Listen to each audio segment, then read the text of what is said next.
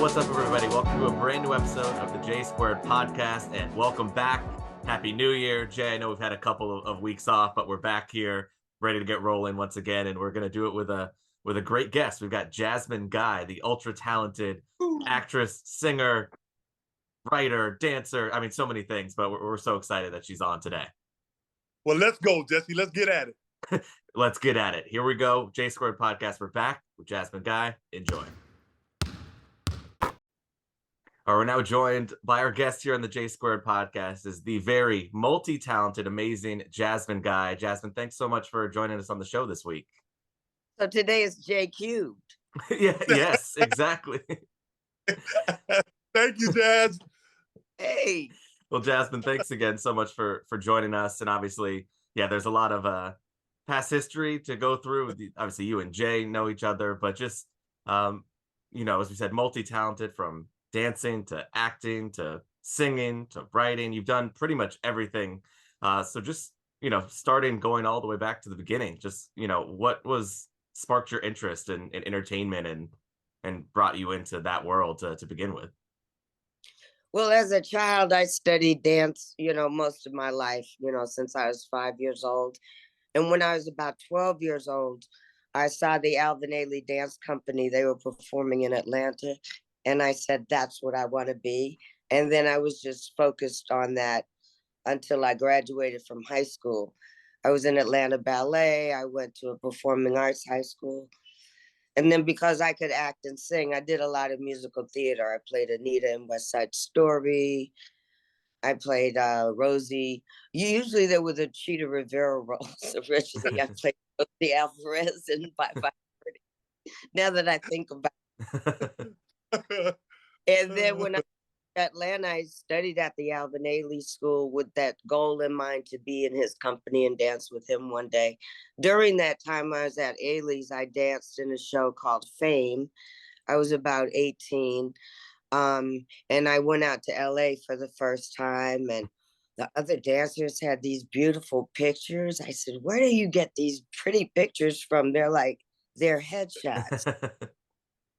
Because this, I didn't have a headshot. I didn't know I needed a resume, So after I left the Ailey School, I had to find an agent. I had very little experience other than the concert dance work that I had done. And your dad was my first agent. No. He looked at me and looked there and say, I know it doesn't look like I've done much, but I can dance and I can sing and I can act. And a comedian. They forget that. Oh. They forget that part. Quadruple. Because you just coming out of high school. All I had on my resume was the production I had done at my school. Right. Yeah. I don't know what that means to these people. From there, I did Broadway, I did tours. I traveled a lot, with different shows. And when I got television roles, my early television roles, the first two that I got, they were both hoes or prostitutes. So I remember calling Robbie and I said, I know I just started auditioning for acting roles, but are they always going to be? Like they heard me before I even get home and check my voice machine. You're like, is this what coming to LA? This is acting? Yeah. When the producer closed the door in the casting agent, and they'd be like, yeah. Yeah. $20 for that? Yeah. He got that job. I think when I get nervous, I look meaner because I look serious and it just keeps people away from me. Get away, move back. I may be little, but I'm mighty.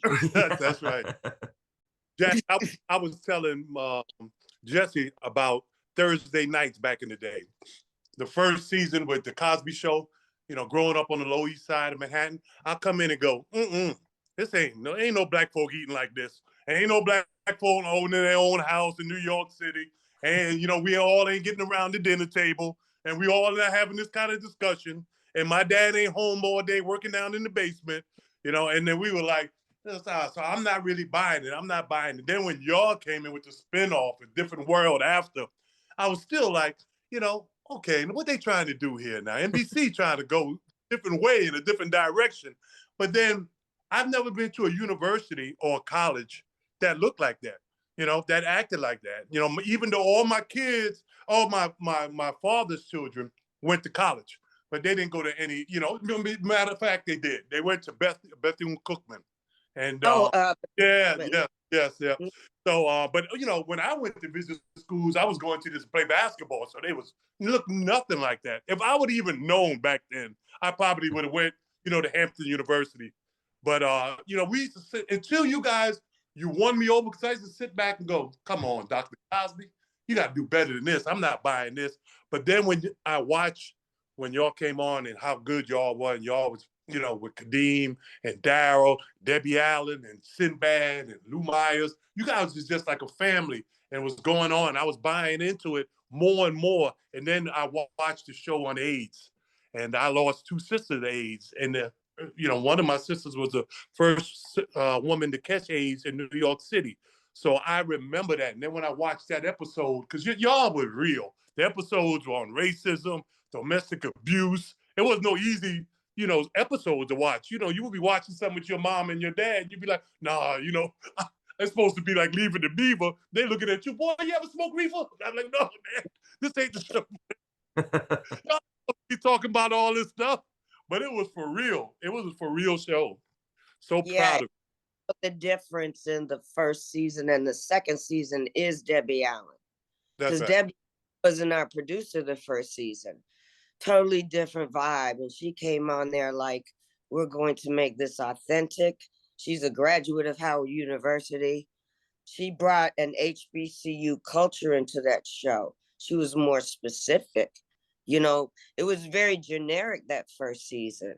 And meanwhile, all the characters were finding their way too. I like that we had a diverse group of Black people and not just one way to look at Black people, because you could say that middle class to upper class Blacks couldn't relate to Good Times. That's right. All we had to watch. Right. I mean, projects in Atlanta weren't tall towers like that. So that was a foreign environment to me. But I didn't say it's not a part of the Black community. And I think that we haven't seen upper to middle class, with a mother who's a lawyer and the father's a doctor, but they do exist. They all hang out at Vineyard. Maybe that's why they run into them in Brooklyn.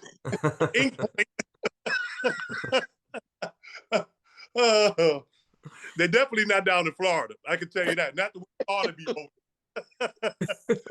Might pay to be light skinned down here, Jazz. If you're a little darker and get it, you got to stay out the sun as an African American in Florida if you want to live. The way they vote down here, woo. They're from the islands, so you have all different colors in Miami of Black people. That's right. Beautiful. Yeah. Yeah. In Jazz, we're talking about A Different World. Obviously, that show ran for 6-7 years, had so much success. Just what did you see in terms of that popularity and the change, maybe in getting recognized more as yourself, like getting more famous, getting more roles from that? Like, what was that time like? Well, the first season, I feel like I was under the radar, but I was able to see Lisa Bonet and what she had to deal with being famous, being the lead of the show and all that. And I used to feel kind of relieved that I was on my way home and I didn't have people in my trees or anything. Yeah. with camera. It was nice to be able to do the job without having that part of it. And the first time I got recognized, I was eating beignets with my little sister in Atlanta, which was one of our spots that we went to.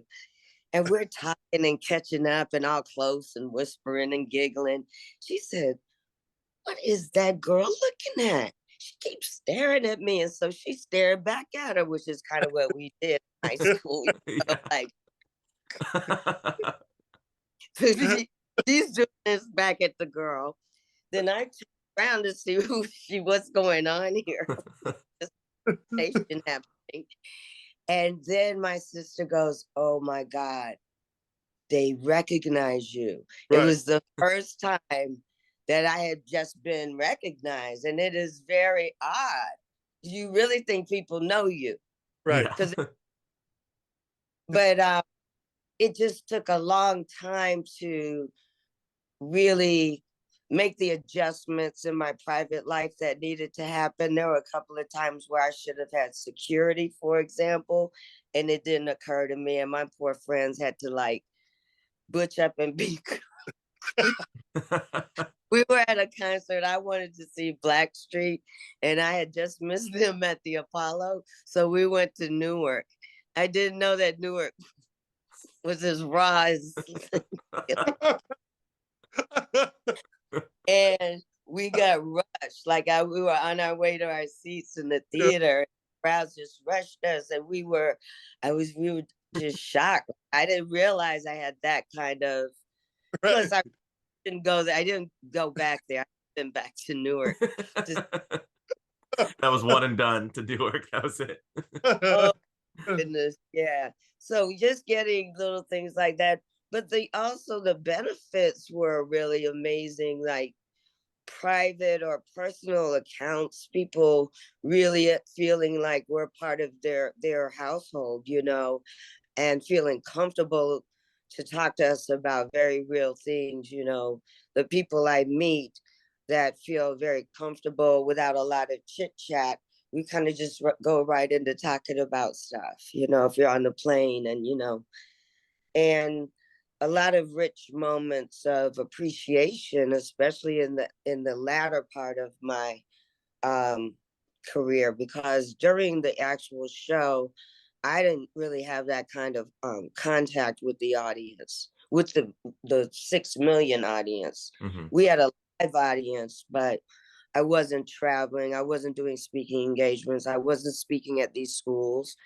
And so to hear the impact of the show now is kind of something I did not anticipate. The impact that show was having on so many generations. Yeah, to this day, I remember you brought up Good Times, and now we had to figure out from Sanford to Good, right? And then when Different World, when Doctor, when Doctor Cosby came on, right, in Different World, my head was spinning. I was like, do we watch this with my daddy, or don't I watch this with my dad? Because my daddy used to come on. Now look at that there. Look at James Evan on Good Time. Now, how in the hell he get fired every week, right? Every week, and he work at the car wash. He got to be the laziest son of a gun. Wrong, and it don't make no sense. They always have to make sure, or else they would have to remove the man in the household, because they be the man had to struggle for them to be in the projects. Right. You know what I mean? All those rules about welfare and accepting benefits and, but see, I'm looking at that like, why do they always show Black people in the projects? Right. Because I mean, some of my friends, plus the projects just didn't look like that, like they do in New York and Chicago, those high rises, column after column after column. The ones in Atlanta were kind of like bungalow types. And in LA, I couldn't even tell where the projects were. I was like, yeah. I know LA is like you could turn one block and it's different, and then the other, it's such a spread out city that But Jazz, the projects are set up. I grew up in the projects, and they said set up to fail. People always saying, why in the hell everybody be congregated all in front of the building? Everybody sitting down, everybody angry. If they would have just put air conditioning in every apartment, no right-minded person in New York City would be sitting down on the bench in 95-degree weather if they had air conditioning. So no air conditioning, of course you're gonna get a little more tense and gonna be fighting for where the breeze is and everything else. So it was never set up the correct way. The stores in New York are just like a cauldron, bubbling cauldron. It's so hot and so stank. Because I would lived in New York in the beginning, I didn't have air conditioning, so I know what it felt like. And through the grates and stuff. Oh yeah.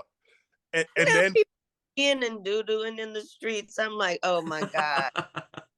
That in New York to me. It's just too many people on top of each other. And with no bathrooms. we'll talk about New York City. I already know the answer to this. But you've done so much film work, so much TV work, but on what set did you have the most fun on?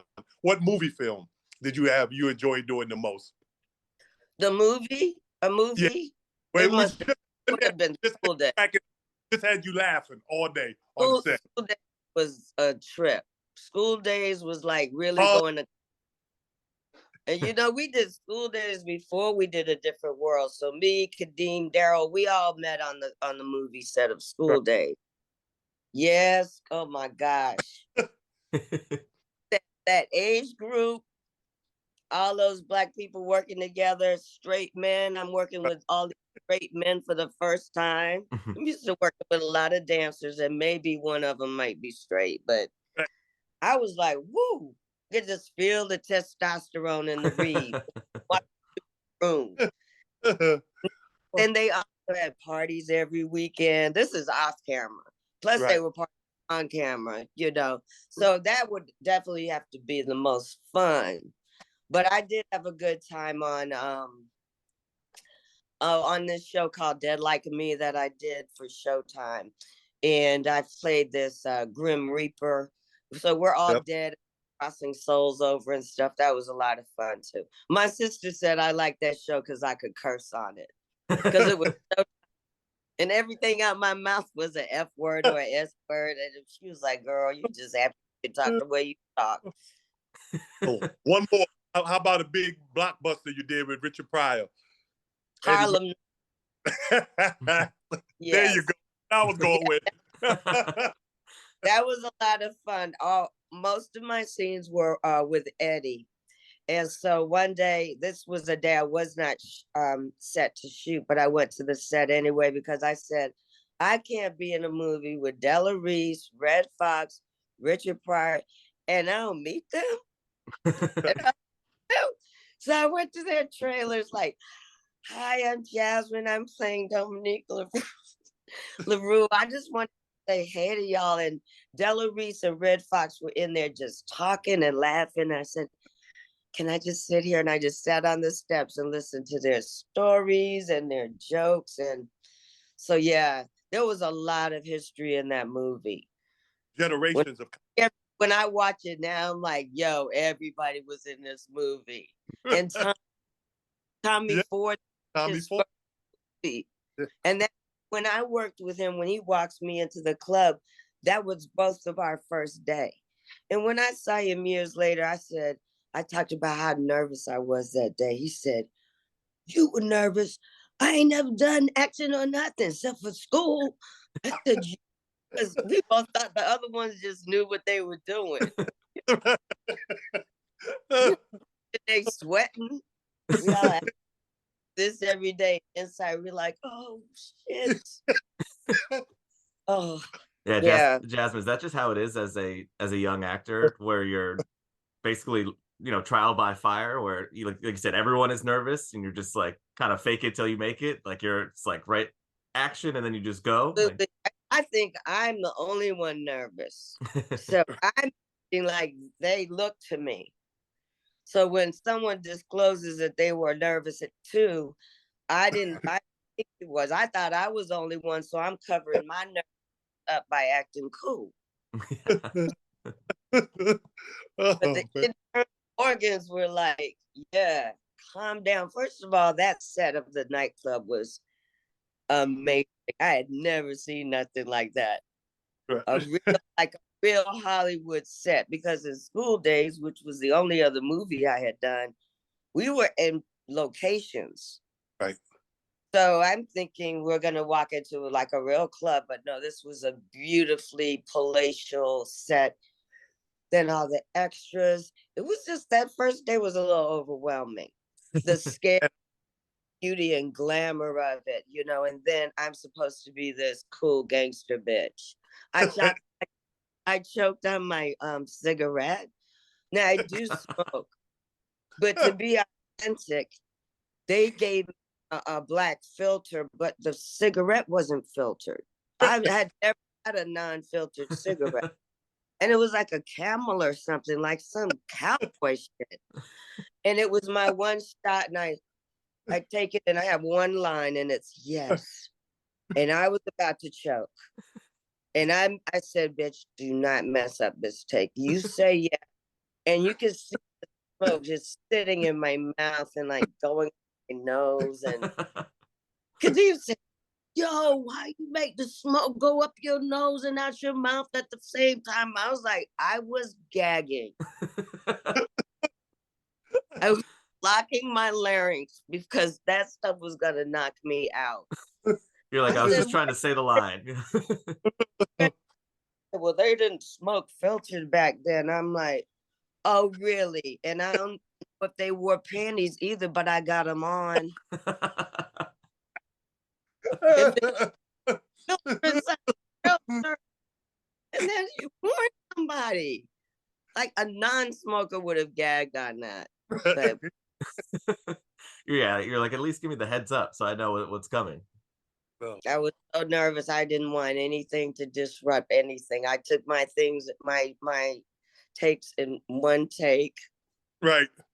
Because I thought that's what you're supposed to do. And Harlem was so angry when y'all didn't do it on, when you did it on set. Right there, everybody in Harlem's like, oh, they're making one with Richard Pryor, Red Fox, Eddie Murphy, Della Reese. Oh, we gonna do it right in Harlem. Right. They thought it was going. You imagine all y'all in the middle of Harlem trying to do a scene, and how many times they have to do it. Hey, man, quit messing with the fire hydrant, brother. We trying to shoot something here. Hey, man, hey. You would have got nothing done. And they were so angry, that it wasn't shot in Harlem. I was like, there's no way this movie's gonna get done. It would, and all the sets were just impeccable. I think the sets and the costumes were nominated for Oscars from that movie. Because it was literally, I mean, it was a beautiful movie. It was beautiful in real life, but it read cinematically like, those old 30s musicals.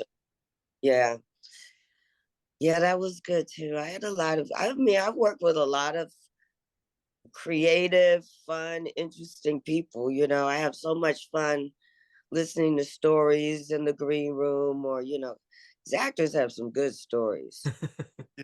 Especially the August Wilson actors, those serious, Denzel, Viola, Negro Ensemble Company actors.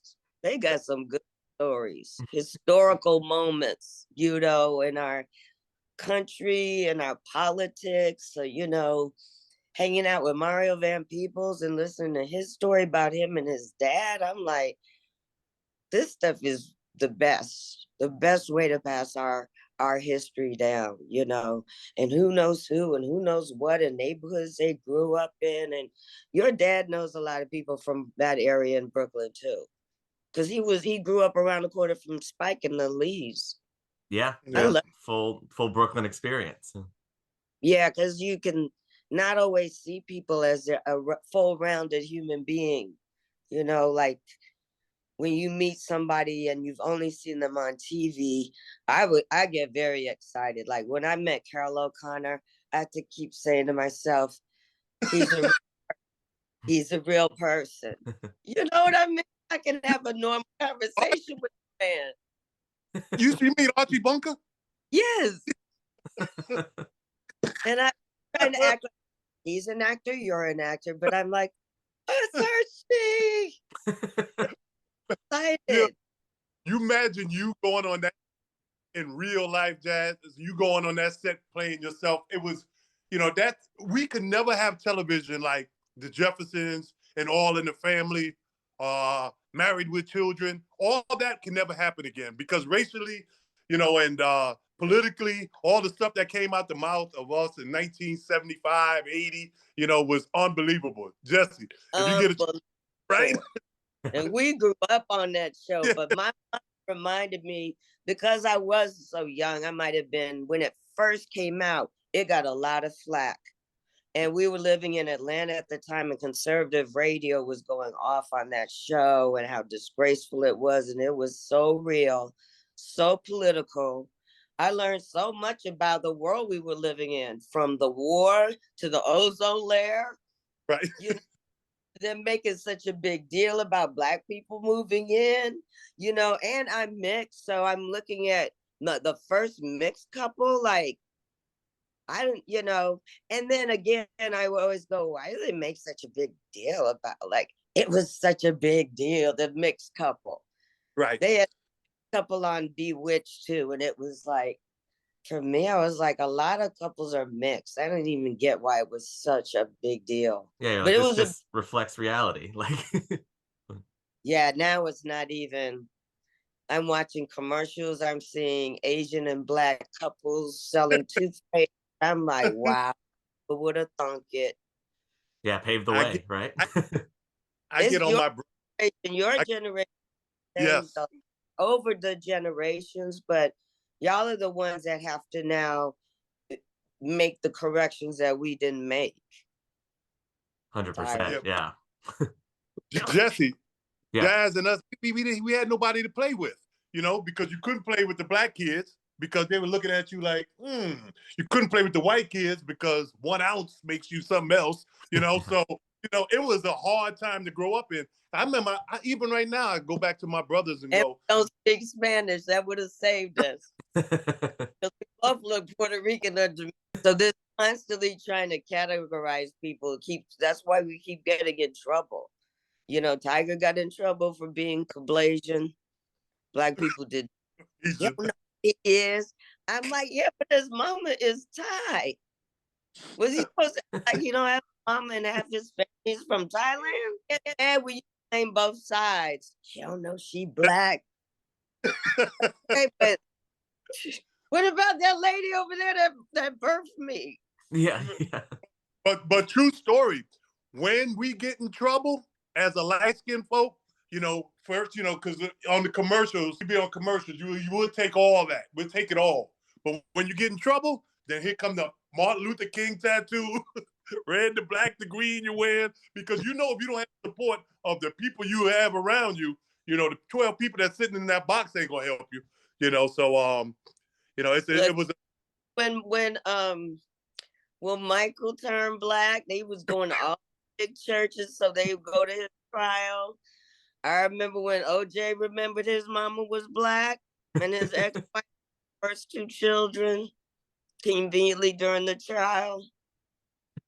Yeah, it just happened to show up. Black people will protect you and take care of you, but you know, it doesn't go past them that, you know, when my goddaughter was about 5 years old, she was really into Michael Jackson. I think it was like when his movies were coming out, like the 3D stuff,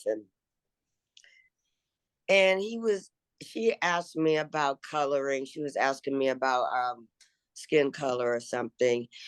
And I said, well, you know, Michael uh, didn't always look like that. He's had something done to his skin and his face, because when he was a Black little boy, he had an afro. And she said, what? Michael Jackson's a white lady. I said, nah, I didn't even know where to take this. I'm trying to explain. You're like pulling out the Thriller album cover. You're like, look, you look different here. He thought he was a white lady, and then I had to, I don't know, it's just been a lot. I was like, well, color isn't always the exact color of the skin. Sometimes it's the way you eat and the way I was trying to teach her about culture. I don't know. It was way over my head, let alone hers. right. But I think because we keep doing that, you know, we always find our little sect of people to be with, whether it's somebody from the East Coast, or whether it's women and men, or whether it's the ones that are watching the game and the ones that are eating chicken in the kitchen and washing up dishes. Right. We find our little enclaves. But I think we belong to a lot of different hyphens. I think we're all very hyphenated, especially creative people. You just keep finding something else you can do that can stimulate you. And as an athlete, I could imagine you need a certain level of adrenaline, or I don't know, that rush, like the But rush of. what was good about it is, playing basketball, all you needed was an imagination. So when I blew from the Lower East Side of Manhattan down to South Carolina, because my dad is black, and this is my mom. Me and her dancer at a wedding. So, Oh, cool. so he thought it'd be a good idea to move from Manhattan to Ritter, South Carolina, where they have never even seen a white folk. Never even saw one white person. And then here I come, high yellow blonde hair, and we moved down. And the first weekend, guess what came out on the movies, on television? Roots. You talk about, I got my ass whipped on the bus, the black bus to school, and I got my ass whipped at the one white principal for the 500 kids when I went in there to complain about the 500 black kids. You could not win when Roots came out. Like, Dad, you thought it'd be a good idea to move you and Mama down to Ritter, South Carolina back in the 70s? Oh my goodness. So I get on my brother sisters all the time. I tell them, I said, look, why didn't y'all get on the bus and back me up? And why did you say nobody sat around me? And they told me, said, Jay, what was your chore in the morning? I said, feed the pigs. And they go, did you go back home and take a shower? I go, huh? They go, why? They had nothing eye yellow. You was a stinking fella. The hell with the eye. Ooh, feed the pigs. That's good. We're very similar. We're probably about the same age because we moved to Atlanta from Portchester, New York when I was 7 years old. Okay. It was the summer. It was hot as hell. We had never experienced that kind of heat. Me and my mom, my baby sister. And we moved to Atlanta from the North in 1968. And they had never seen me. It was and I went to all black public schools. It was constant, right? So but Ruth came out when I was in the I think I was around 11 because I was in middle school. And let me tell you, it was the first year of integrating these schools in Atlanta. Black kids were bused to the white neighborhood schools in Buckhead, and Roots came out. And then the next day after Roots, black people were furious. I don't know what we thought slavery was, but it wasn't it. That boat, Ooh. the flipping scene. Oh, goodness gracious. So kids in my school said they're going to walk out of school. The black kids. And I said, where are we going? This is our neighborhood. They done bust us from our neighborhoods. Where are we going? Yeah. Right. It was horrible because there was so much anger and pain. And I'm sure the white kids were fucked up too because they were probably guilty. And because it was the most graphic depiction that we had seen. Right. I didn't see a lot of those 1930s movies, but they were all glossed over. Right. Nobody was showing the brutality, cutting off limbs, the rape. Oh my God. Yeah, but it, like you said, it kind of showed the importance of educating some people, right? Like those white kids that might not have known. And I don't know, Jay, you're in Florida now where they're trying to take away the education of teaching about stuff like that. Oh, my dad used to say, Jazz, he used to say, look, you down in South Carolina, he used to go, man, this is good. Here, see down here, at least we know who prejudiced. They let you know, you work with them, but you can't eat with them. And they ain't coming to your house. And I used to always think of myself as a 7 and 8-year-old kid, like, why is that better? Until I got older and I found out is the devil you know is better than the devil you don't know. When I walk into a place, I go, wow, and then when we had that last election, and then some of my really, really good friends voted a certain way and started talking a little different. You know what it is when we walk in the room and it get quiet and you be like, why is it quiet? We're in New York City. What can y'all be talking about that you got to get quiet about? And then they started like that. And I was like, whoa, So my dad was right about that. He goes, at least you know who raised us down here. I went back to New York and found out, whoa, my goodness. Yeah, it's subtle, and it was my first time being called a nigger was actually in Boston. And I said, I can't believe I've been in Atlanta for like a decade. You must have played for Celtics.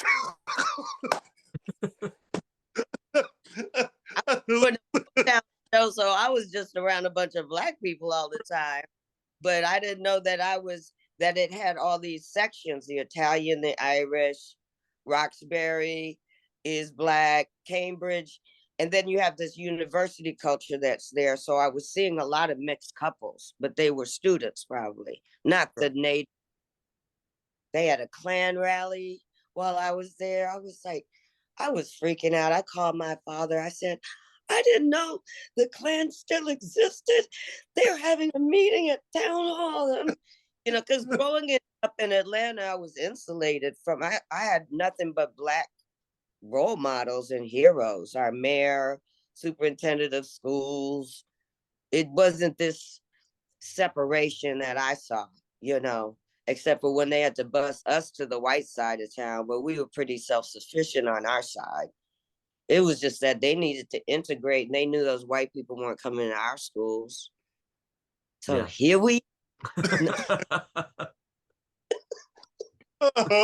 we are, like it or not. What? There was racial things going on. Most of the fighting that happened when we got out there was between the project kids that we were busing to their school. They're the ones that were cutting people and stuff. But there wasn't that kind of black and white thing. I think the white kids would have been scared to even try it. I don't know. I didn't see any of that. All I saw was that we really weren't taught how to integrate. Like when we ate, everybody still ate separately in the cafeteria. I don't know. I'm sure we benefited some from being in a mixed classroom though, hearing other points of views, especially when you're having discussions and things like that. I think that was helpful. Yeah. Not so much me. I mean, like I said, half my family is white. So I just was shocked that so many black people had never had an interaction with a white person. Yeah. Was that they were that sheltered and that lack of, And then my parents were teachers, and the academic world was very mixed too. In fact, people were from other countries as well. Right. So I was around a mixture of people, and to meet kids that never saw or somebody up close like me, and I had empathy too. Like, I don't know what to tell them, but it was sometimes it was more curiosity than animosity towards me. Right. Like, look, let's poker. Look at proper. Do you mean properly? How to get your ass beat during recess?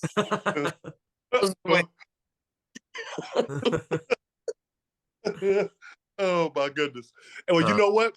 You learned back then in Atlanta about being loyal, because I used to hear all the stuff on the set, especially your first season. How you had Lisa Bonet, who pretty much started Different World, it was just, coming off the Cosby Show, and then she went to college, but you had her back, when everything was going down. You was like, look, I don't like the way y'all treating Sinbad. I don't like the way y'all treating Lisa Bonet, and this gonna stop or I'm out of here. And you was like 2 weeks onto the set, right?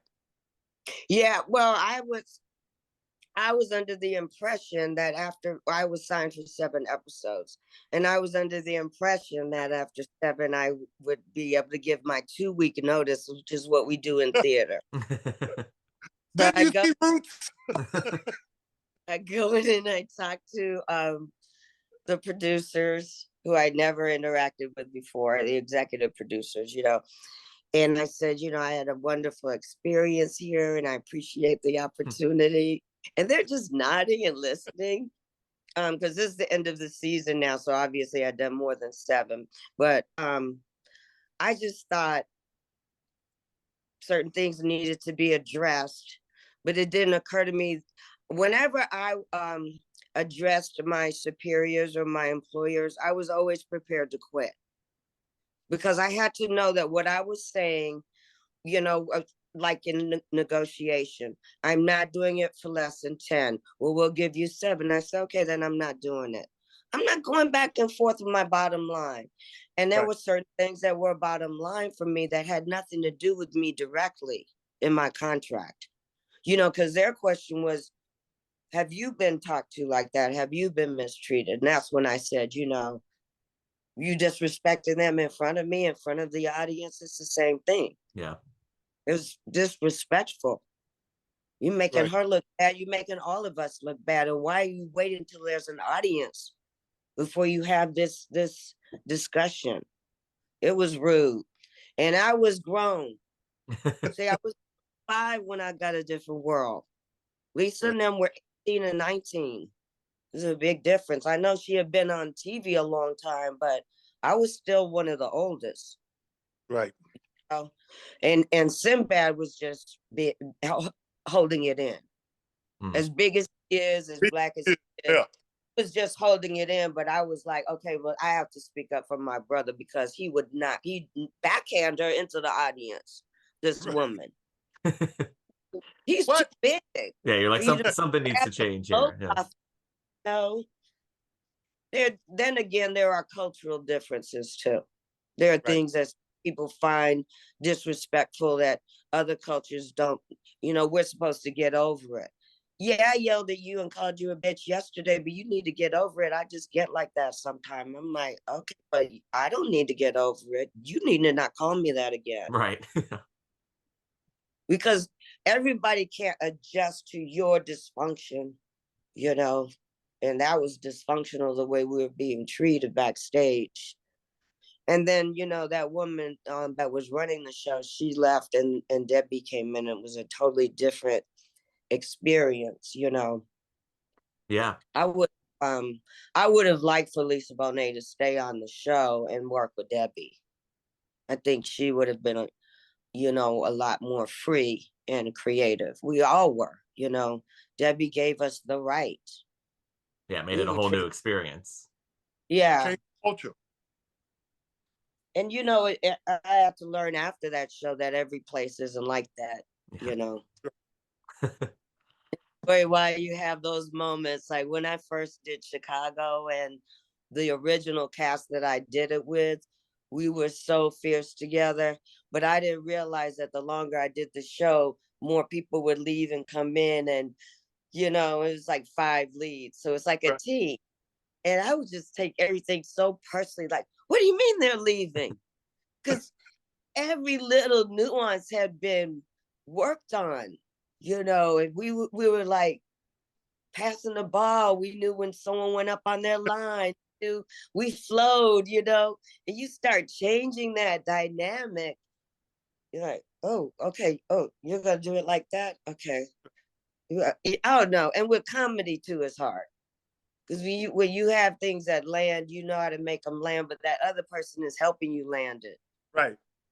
Unless you do a monologue, you know, in the, you know, you need that boom, boom. I don't know.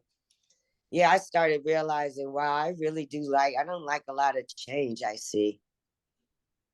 So, what are you working on next? I know you got a movie coming up. You might not even know it. You stay so busy, but I know one of your movies coming up. 90 Days with Jeff Farley, written by Jeff Farley. Oh, yes. We only have one day. Oh, yo, you didn't on it. That's why it's harder to remember things. Day I'd be like, oh, yes. That's gotta be movie. We got to do that. Yeah. You have to knock Rick Fox out the way he's been my husband twice. He was my husband on Casey Undercover. Right. And then he would play my husband on this new show I'm on called Harlem on Amazon. Right. And Grace Myers is our daughter, me and Rick Fox's. Yeah. Well, damn. We got great marriages off camera. You're like, this is why it's acting, right? You know how to make It work off. Oh my goodness. Jasmine, one thing I'm curious about, I know like obviously we've talked about a lot about the acting, but you of course you know had a self-titled album, you had success as a singer as well. I know you had you know you were friends with Tupac Shakur back in the 90s as well. Just kind of your connection to music. You know, you talked about the dancing and the acting, but what was that connection like, and kind of, you know, doing an album and being successful with that too? I was so excited to do an album. That had just been a dream of mine. And because I grew up in the 70s with funk music, I really wanted like a Mother's Finest, Rufus and Shaka Khan, like a funk band. And I was one of, you know, like the lead singer in it. Yeah. So they had other ideas for me at Warner Brothers because they saw me as a pop queen. So they had me work with producers that work with Paula Abdul, Vanessa Williams, you know, Yeah. they were good producers. It just wasn't what I wanted to do. You know, I wanted to do more. I wanted more continuity with the album too. And that was a whole nother way of doing an album is you get 10 singles and we just see which one flies. Mm. Right. Force did 2 of my songs and we had a ball. He did Try Me, which was my first single. And yeah, I had a ball working with Full Force. I would have loved 2 more songs with them, like do half one producer and half another producer or something. Because by the time we got any kind of rhythm, I was off in Philly working with another producer. Oh, and I worked at Purple Rain at Prince's studio Mm. in Minneapolis with Oliver Lieber. I did 2 songs with him. And yes, I did see Prince at the How was that? Amazing. again, it's only Prince. We're both singers. Yeah. Studio C. Didn't Whitney Houston read for the Different World? She almost got casted for that, didn't she? I found out later. I didn't know that because it wasn't in the original casting group. The original group that was cast was Marissa and Lisa and Dawn Lewis. Kadeem and I were brought out after they had already done 5 episodes. So I didn't know that Whitney had been up for that. But Whitney was, you know, she was also up for Dorothy and the Wiz. And Stephanie Mills got it because Whitney was so tall. Right. Whitney was always a prodigy, you know, wonderful talent. The best. That was fun. Yeah. Yeah. Yeah. Jasmine, before we let you go, Jayson mentioned obviously just, yeah, you've got upcoming projects. Is there anything, you know, you mentioned Harlem show on Amazon, any other projects coming up that you're excited about that you want to highlight? Okay, so I did a Christmas movie. It came out this Christmas called A Wesley Christmas with me, and Dorian Wilson is playing my husband. And it's about a family with 3 kids, 4 grandchildren, and a big family Christmas. It aired. They loved it. They asked us to do another one. So this Christmas, I filmed the one that's coming out next Christmas.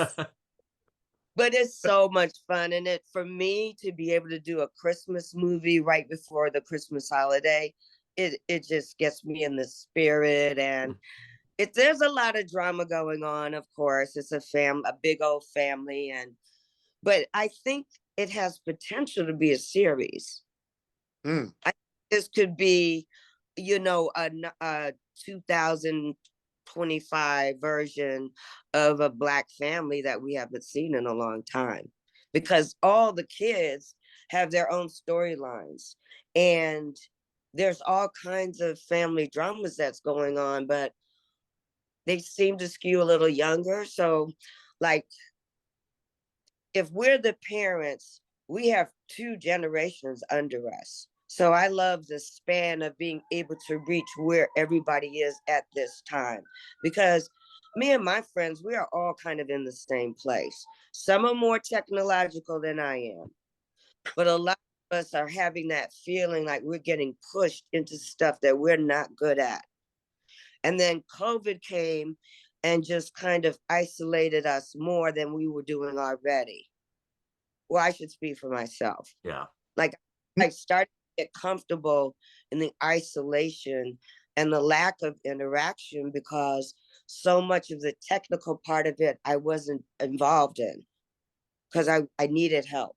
So Yeah. when my doctor here, she helps me get on Zoom and set up all the passwords and things. But so I just feel like I need to help them get that made into a series because I see the potential. But you know what? You look at the Christmas movie and see what you think.